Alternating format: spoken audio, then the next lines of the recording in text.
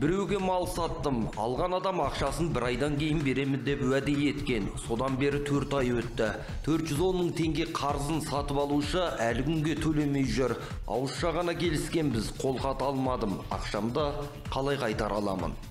Сатып алу шарты, басқа шарт, немесе бір уәде берген кезде оның уақытын көрсете отырып, кімдер қатысып отқанын көрсете отырып, қолхат алғаныңыз абзал.